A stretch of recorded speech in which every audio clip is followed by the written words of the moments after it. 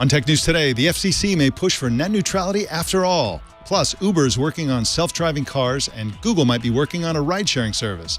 And you'll never guess who wants to buy RadioShack stores. We've got interviews with top journalists from GigaOM, Bloomberg, the Financial Times, and CNET.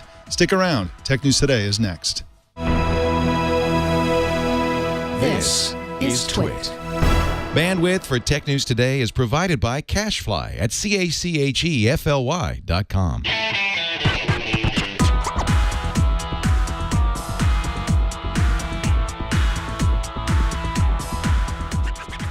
This is Tech News Today for Tuesday, February 3rd, 2015. This episode is brought to you by Prosper. Prosper is a peer-to-peer lending marketplace that connects people who are looking to borrow money with those who have money to lend. Visit prosper.com/twit and receive a $50 Visa prepaid card when you get a loan. And by Personal Capital. With Personal Capital, you can grow and protect your wealth. Best of all, it's free. For a limited time, TNT viewers and listeners could qualify for up to $10,000 on any new account. To sign up, go to personalcapital.com/TNT. Tech News Today is the show where we talk about the tech news with the journalists who report it. Welcome to the show. Welcome to the nose, people. We're like TV news, kind of, sort of, but for smart people. I'm Mike Elgan, and with me is co-anchor After Nine's content czar, Joe Panettieri. How you doing, Joe? I'm doing great, Mike. It's good to see you. How you been? I've been great. You were telling me about the massive piles of white stuff outside your window. What's going on with the weather there on Long Island? Yeah, and let's just clarify, you're talking about snow. And it's snow. Okay.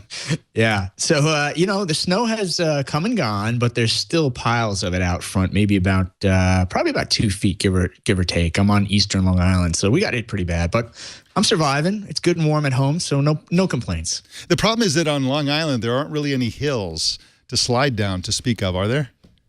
Well, actually, if you check me on a Google map, there's a lot of hills here. Oh, really? And that's one of the reasons our schools are always closed, because the buses just can't make it up and down the hill. So my kids love living here. Oh, nice. Well, that's good news.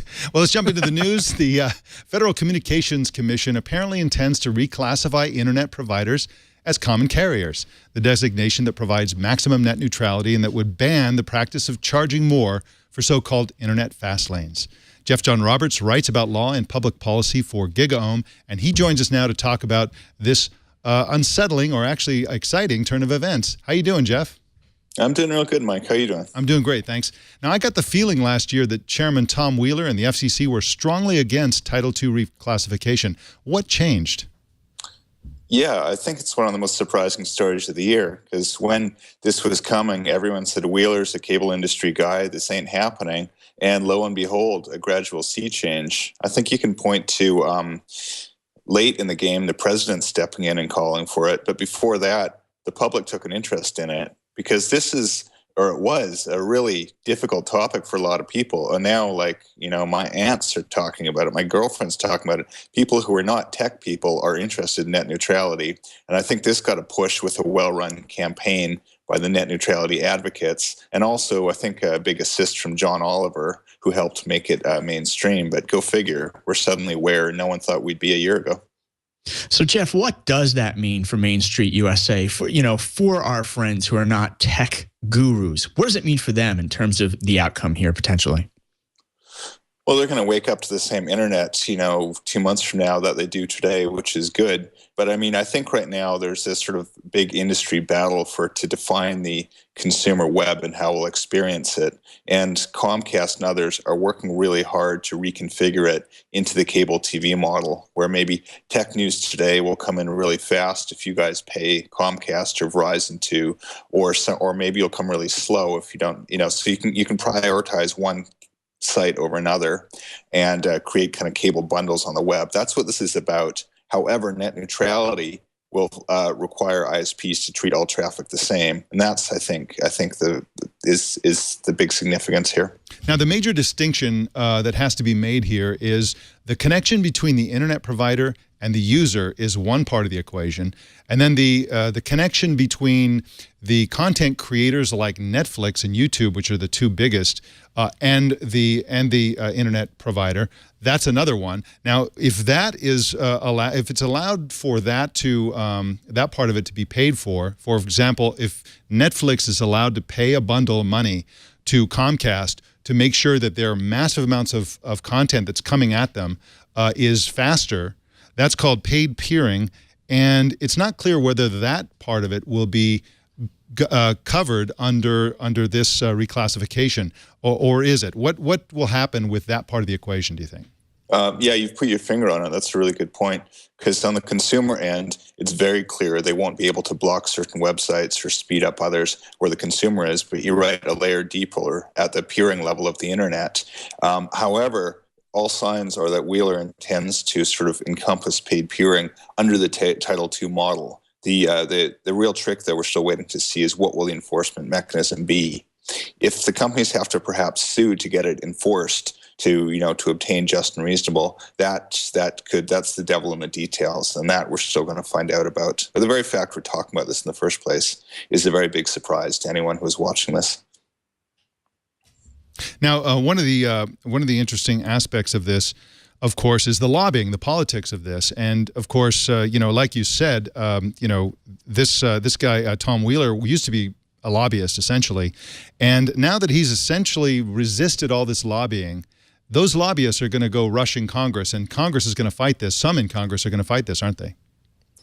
Yeah, that's going to get interesting. Right now, it's all sort of going to be theater. Everything that's going to happen has basically been leaked or it's been signaled, and there's going to be a vote on February 26th, at which point the outcome will be sort of determined. But then the fun will begin when people start running to Congress. President Obama will certainly veto anything that sort of strips net neutrality. And where it's going to get really ugly, though, is I've heard rumors that perhaps congressional Republicans will try to pack something into an appropriations bill. Perhaps next time, Congress has to fund the armed forces, if they tuck a provision in there, and that's something that President Obama won't be able to veto. So that's where the end game lies, I think. But part of it will be, as more people get aware of the issue, it's becoming sort of politically toxic to side with the big ISPs like Comcast and Verizon, which are companies that are very unpopular with Americans. So we'll see what happens. I hope you're right there. I hope the forces against net neutrality don't prevail. Jeff John Roberts is at gigaohm.com, and you can follow him on Twitter at Jeff John Roberts. Thanks for joining us, Jeff. Thanks, Mike. Always a pleasure. We've got some more news for you coming up, but first let's talk about Prosper. What the heck is Prosper? Prosper is the original peer-to-peer lending marketplace. It connects people who are looking to borrow money with those who have money to lend. You can borrow up to $35,000 in as few as 5 days. What can you do with that money? You can buy a new car. You can pay for a wedding. My son just recently got married, and believe me, you're going to need to borrow some money if somebody gets married. Medical bills, you can put it into your business. Here's how it works. Borrowers can choose a loan amount and then a purpose for that loan and then post a listing, kind of like a dating site, really. And then investors choose the loan listing they want to invest in. Borrowers make fixed monthly payments, which are really easy to do, and then the investors get paid back. It's fast and easy, and online borrowing is flexible, too. You don't have to worry about the time that you work on this. You can do it in your spare time at night, whenever you want to do it. Over 2 million members and more than $2 billion in funded loans. For a limited time, Prosper is offering TWIT fans a $50 Visa prepaid card when you get a loan. Just go to prosper.com/TWIT. That's a special site for the TWIT Army. Up to $35,000 in just 5 days and a $50 Visa prepaid card. Go to prosper.com/TWIT. Bloomberg is reporting that Amazon has held talks with RadioShack to buy some of their stores after the electronics retailer files for bankruptcy. Jodi Klein is a reporter for Bloomberg and joins us now. Welcome to you, Jodi. Hi. How are you, Mike? I'm doing great, thanks. Now, we previously heard Sprint and Brookstone wanted to buy RadioShack stores too. What do we now know about who's buying what? At this point, we're not sure who's buying what. Obviously, a lot of potential buyers are showing interest to pick up some of the assets in bankruptcy, which usually will be a fire sale, and you will get the assets on the cheap. It's not a surprise to see a number of potential logical buyers like Amazon and Sprint, Brookstone's owner, guys like that to show interest. But truth to be told is that there is going to be a battle for some of the prime locations that RadioShack has. Hey, Jodi, this is Joe Panettieri. Any clues in terms of how Amazon would potentially use these locations if they do, in fact, acquire them? Yeah, that's actually pretty interesting to see Amazon being one of the interested bidders in this. Because if you think of Amazon, you think of an online presence predominantly, and they are actually the main reason why guys like RadioShack is in trouble. So to see them coming in and show interest, it tells you that they are thinking of bolster its brick and mortar operations to potentially showcase some of their products in stores. And also another thing they can do with those stores is they can use them as a drop off and pick up locations. Which people are now have to go to UPS to do.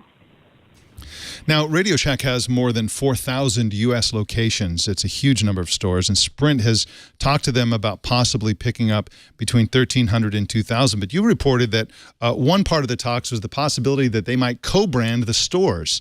Is that likely at all? That discussions, I believe, are still being entertained. But I think things are evolving at this stage very, very quickly, hour by hour. And I think the sense is liquidation probably will be a strong probability at this stage. If they co-brand it, there could potentially be a school of thought called a store within a store. Like if you think of JCPenney, what they did with Martha's brand, things like that, they probably have a Sprint storefront, but they'll have a RadioShack branded store within that store. That's one possibility being discussed. Jodi Klein is at Bloomberg.com, and you can follow her on Twitter at JODIXU. Thank you so much for joining us, Jodi. Thanks for having me.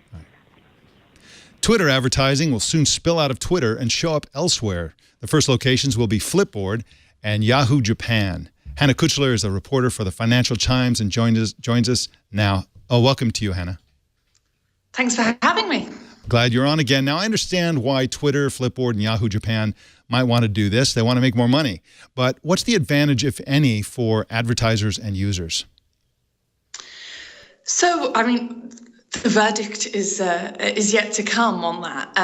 Twitter says that it'll use its targeting, so what it knows about a Twitter user or Twitter viewer's interests, who they follow, who they retweet, etc., to target these ads off the platform. And the other, which could be an advantage. I mean, Facebook has its own audience network, and while it's not exactly the same ads, the idea of using the data that is collected by social networks to serve ads across the web is one popular with advertisers. The other one is a kind of a simple thing, which is that the creative that is in the ads, the actual content, the images, the story, can just be sort of spread across the web and automatically adapted. So it kind of makes that process a little bit easier. Yeah, Hannah, I was going to ask about that creative and what we may actually see from these ads. Any clues can you share any more details as to what the ads may look like? So they have one example in their announcement, and it's a Volvo ad. And actually what I found interesting was I always assumed that when they had pointed to the potential before of putting a promoted tweet around the web, it would look like a promoted tweet. So it would be, for example, in the streams of tweets that, other apps include within the app, and it would come up looking just like it. It didn't. This example didn't look just like it. It was more sort of formed to look more native, as they call it, to the Flipboard app. So, it's trying to fit in with that rather than fit in with Twitter. Now, Twitter previously acquired MoPub, and is MoPub's system involved in this initiative at all, or is this something completely separate? I'm not 100% sure, but I'm pretty sure they'll be using some of the same technology. Mopub already was using, Twitter data and stuff to serve ads throughout the web, but it wasn't the same creative. And it's an exchange, so it allows everyone, both publishers and advertisers, to sort of be matched within the exchange, which is a little bit different because it's programmatic. It's about, finding the right person at the right time for the right price automatically. Are there any clues as to where Twitter may go next? Any other networks that they may plug into next? I mean, I think this is actually a really small, and I mean, it's a big announcement for implications and strategy.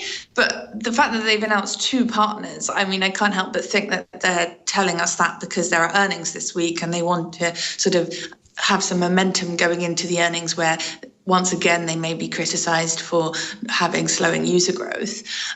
So I would imagine that this will sort of develop throughout the year, be in lots more apps. The obvious ones are sports apps, TV apps, the kind of things that they're always trying to sell as being, real-time, live and in the moment and the right place for Twitter.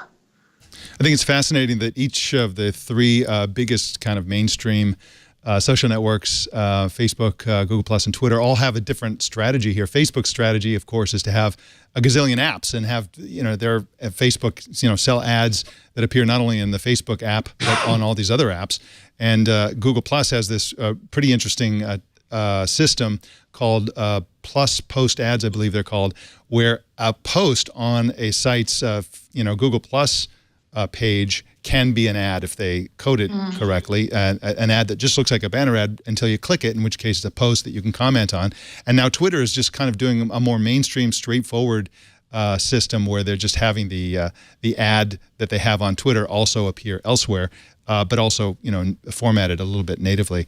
Pretty interesting. We'll see which one of these work, if any. I have the feeling that Facebook is in the strongest position. Google Plus is probably in the weakest position here, and Twitter will probably do okay for themselves. But we'll see how this pans out. Hannah Kuchler is at ft.com, and you can follow her on Twitter at Hannah Kuchler. Thanks for joining us, Hannah. Thank you. A San Francisco startup called Eero wants to reinvent home Wi-Fi for the home automation era. Stephen Shankland is a senior writer for CNET and joins us now from Paris. Welcome to you, Stephen. Hello, hello, hello. So glad you're on the show to explain this. Now, how is Eero's product different from regular Wi-Fi routers? Okay, if you buy one Eero router, it's not different. It's just another Wi-Fi router. But where they're different is you buy 3 of them. So most people have been, grew up in an era where there was one Wi-Fi router, probably next to where the modem was, where their broadband internet connection comes in. Eero uses that, but then it adds on top of that 2 more of these. So when you get it, you get a little smartphone app, and you walk around your house, and it does a little radio signal strength analysis and says, okay, here's a good place for the second Eero device. You walk around a little more, here's a good place for the third Eero device.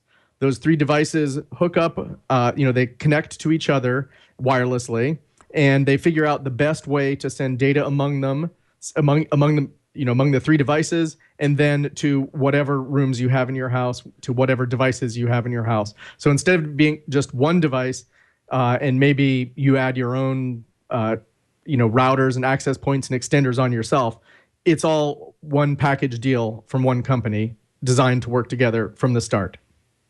Hey, Stephen, have they given any indication in terms of the square foot coverage? I mean, just how large a house or office area could you cover with this? And it does sound like primarily this is a consumer move, correct?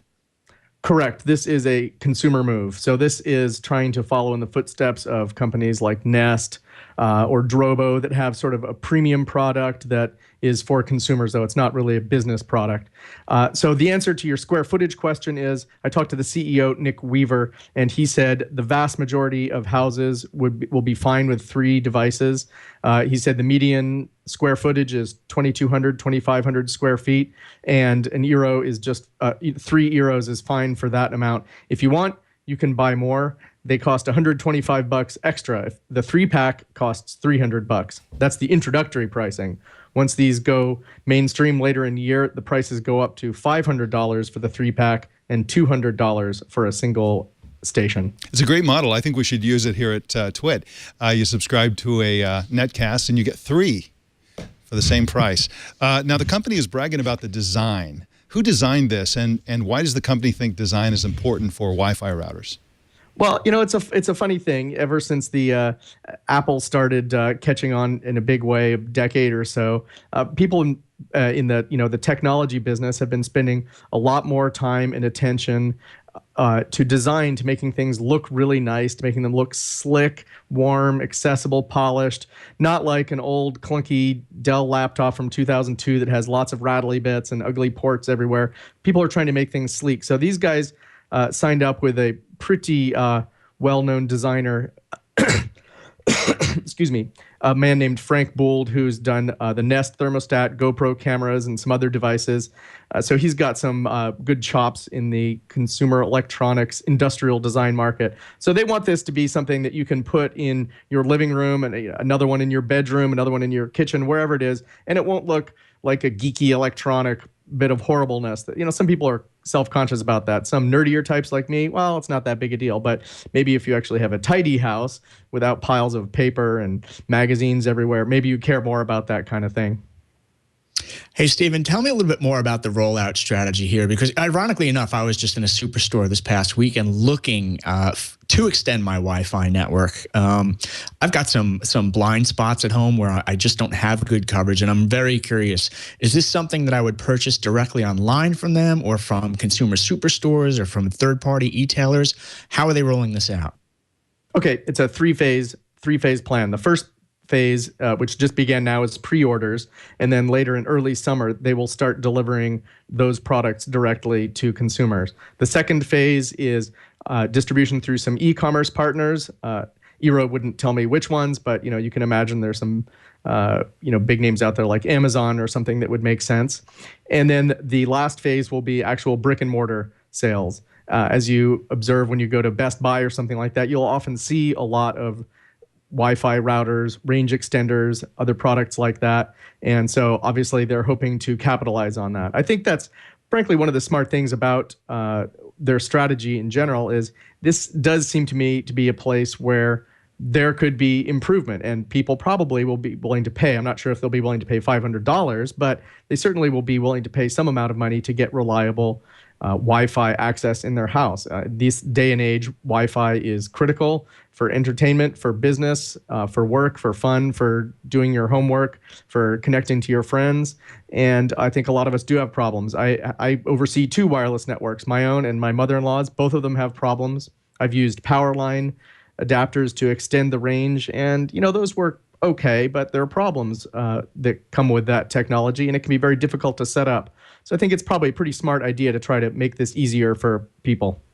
It absolutely sounds like a good idea. I mean, one of the things that this enables is that instead of locating your Wi-Fi router somewhere in the middle of the house, you can put it on the outside edges, and then you get coverage outside as well, which is nice. Oftentimes you can't get coverage out in the yard and so on. This Fred Bould guy has designed some really cool products, as you mentioned, the Nest thermostat and smoke alarm, the GoPro Hero 3 cameras, the Roku media streamer. I'd like to see a product that combines all of these. Wouldn't that be great? Like a Wi-Fi router that has a GoPro camera built in that alerts you when there's smoke in the house and so on. But I'm probably in the minority there. Stephen Shankland is at news.cnet.com, and you can follow him on Twitter at STShank. Thanks for joining us, Stephen. You're quite welcome. Thank you very much. Got some more news for you in a minute, but first, let's talk about Personal Capital. Personal Capital gives you free software and free apps to help you make smarter financial decisions. You can manage your entire financial life from one secure place so you can reach your financial goals much faster. You can monitor your income, your spending, and the performance of your investments in real time on a single, easy-to-read screen. You can find and eliminate high mutual fund and 401k fees and other hidden brokerage fees that may be costing you a lot of money. And a new transactional widget allows you to see your recent transactions in the iOS 8 Today view. Very, very cool. You can subscribe to daily or weekly emails as well. Just go to Personal Capital now and set up your free account. And for a limited time, if you qualify, Personal Capital will give you $100 for every $100,000 you deposit for up to $10,000. That's personalcapital.com/TNT. And we thank Personal Capital for their support of Tech News Today. Google and Uber may be competing with each other in a future where people use apps to hail self-driving taxis. TechCrunch reported yesterday that Uber is creating a research facility to build its own self-driving cars. The story says Uber has recruited scientists by the dozens from Carnegie Mellon University's Robotics Institute and the National Robotics Engineering Center. And Bloomberg reported that David Drummond, Google's chief legal officer and who happens to sit on Uber's board of directors, informed the board of the existence of a ride-sharing app that Google is reportedly working on, which would work with Google's self-driving cars. But the Wall Street Journal says Google's ride-sharing app is just an internal tool for Google employee carpooling. Joe Panettieri, one way or the other, Google and Uber are sort of not getting along very well. These used to be very tight-knit companies. Google Ventures is one of Uber's biggest investors. Yeah, and for lack of a better term, these two companies are on a collision course, and it's not going to be pretty. And the thing I can't quite figure out here is whether Uber is really going to build its own cars, or whether they're doing R&D and then maybe take the Tesla approach and open source their approach and get the car companies to back them, which I think would be really interesting. But yeah, Mike, you mentioned the financial angle here. Google pumped a lot of money into Uber, and you wonder if it was to help Uber or was it to help Google's own sort of discovery in this market? Exactly. And the Register had a hilarious headline. They suggested that if Google were to actually buy Uber, which a lot of people used to speculate about, they could call the new company Goober, which would be a good name. Now, Uber is listed as a transport method in Google Maps. It's the only ride-sharing service that is listed there. So, the smart money is that we can detect what's happening. We can read the tea leaves if they vanish as a transportation service on Google Maps. That's an indication that they've officially parted companies and are actually competing with each other. Again, it's not clear what Google wants to do with self-driving car technology. It may want to work with Detroit to have their technology be used by other car companies. They could build their own cars, but if they were to have a sort of self-driving taxi service that is controlled by an app or whatever, that's controlled by Google now, you can imagine such a thing, that would make a lot of sense. And of course, it's impossible to think about this even without thinking about, what was that Arnold Schwarzenegger movie with the sort of like robot dummy driver guy? Total Recall. Thank you, Jason. Yeah. So that's the original. Exactly. Yes. That's our future. Drive. Would you please repeat the destination? Oh, anywhere. Just go. Thank you, Jason. All right. A misspent youth watching way too many Arnold Schwarzenegger movies. Wow.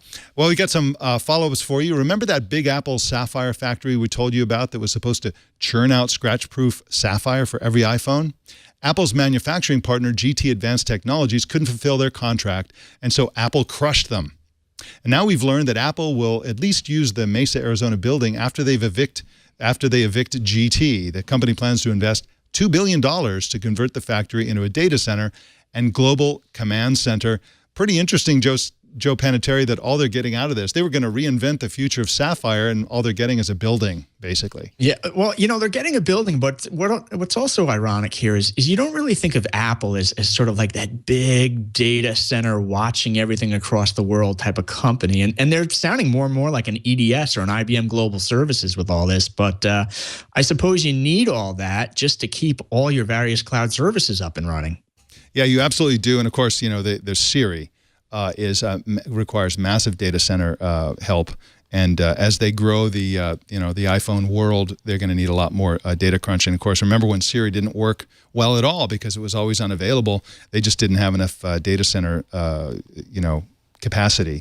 And so so they're always building that out. I wonder exactly what this control center thing will be. I guess it's to control all of their global data centers. Well, I suppose it's going to be a little bit like Area 51. We're never going to know for sure. That's right. And for the same reason, it could be classified and there could be aliens involved. You never know. Reddit announced plans last year to create a cryptocurrency called Reddit Notes, which they were planning to give to some Reddit users in a lottery, the equivalent of 10% of a recent funding round totaling $5 million. Now, The Guardian is reporting that the project has been killed and its lead developer fired. This always sounded like a bad idea, Joe. Yeah, does the world really need another currency? I don't know.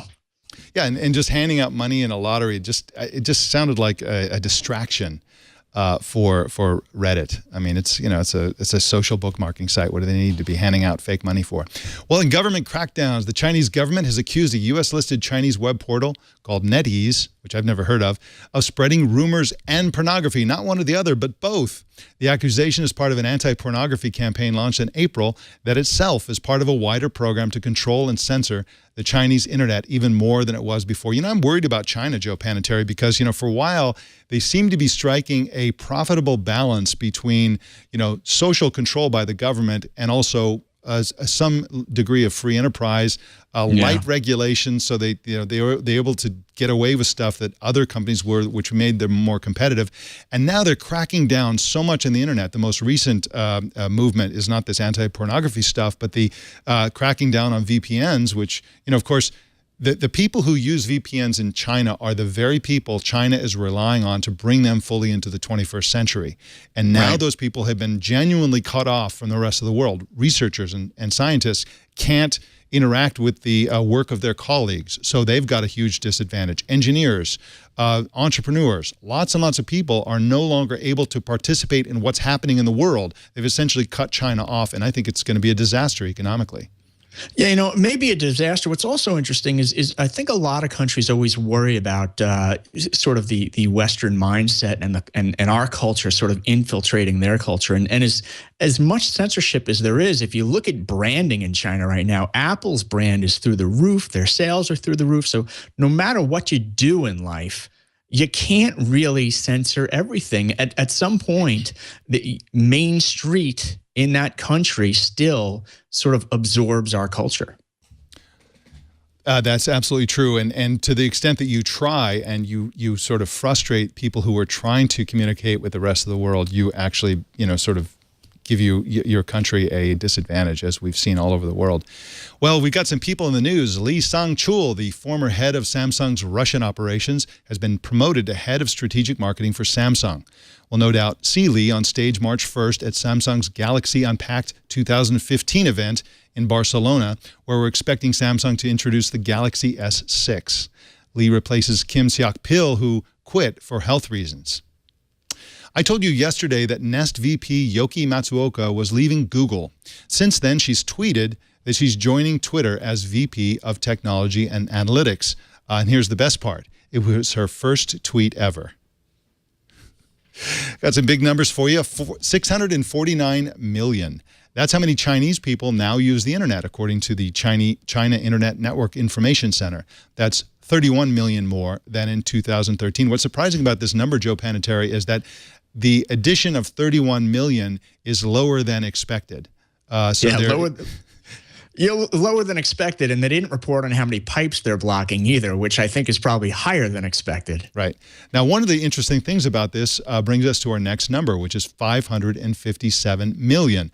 That's the number of Chinese internet users who use a phone to get online more than they use a PC. So that is a lot of people connecting to the internet by phone. Okay, we got one more number, 775,000. That's how many dollars Google has donated to an organization called Code 2040, which exists to improve diversity in the technology industry. Intel threw a lot of money at diversity as well, and I believe that was gender diversity. I wonder if this is really the best way for companies like Google and Intel to promote diversity, to throw money at it. Maybe they should hire more minorities and women. I don't know, just a thought. That's part one. Part two is you hope they get, I know they're deeply involved in various college campuses across the country and across the world for that matter. But what we've seen in computer science and engineering is a real struggle to get a good diversity there, as well as a lot of women enrolled in those programs. And you'd love to see these IT companies putting their money and time effort there as well. Yeah, definitely. Well, in news you can lose, Samsung is well known for bizarre ads, but now HTC wants to steal their crown. The company has released a new rap video that critics say is literally the worst thing on the internet right now. Well, actually, I'm saying that. I'm the critic here. Let's take a look at this, Jason. Y'all can't be serious, man. Y'all trying to bite us now? You know what I'm saying? It took you 6 years to get what we got in 2 years.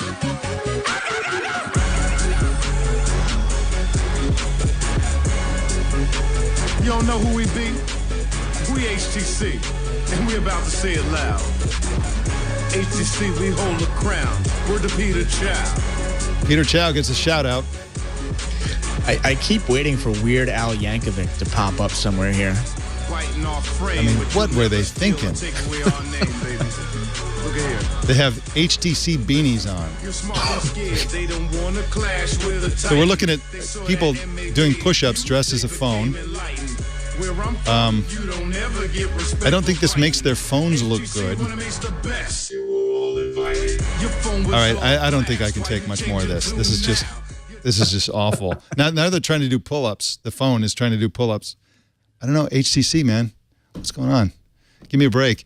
Well, Joe, I guess they're trying to get attention. They got on this show. I mean, I guess there's no such thing as bad publicity, or maybe there is. You've left me speechless, so I don't know what value I can add to this conversation beyond how horrendous that video is.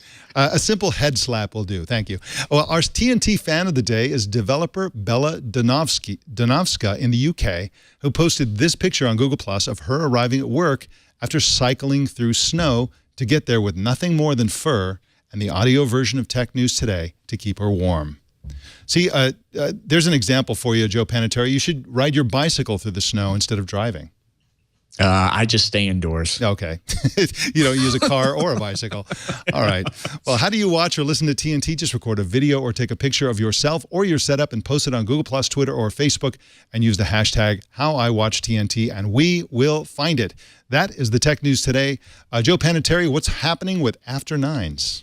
Actually, we've got another podcast tonight at 9:01 p.m. Eastern, and that's going to be with the CEO of MX Hero. And what he's going to be talking about is the convergence of corporate email as well as consumer email, along with file and sync sharing services like Box and Dropbox, and the whole idea that these services are going to become blended. Really interesting thesis from him, and that's on afternines.com/CEO tonight at 9:01 p.m. Eastern. Sounds really fascinating. Thank you, Joe Panettieri. We will see you next week.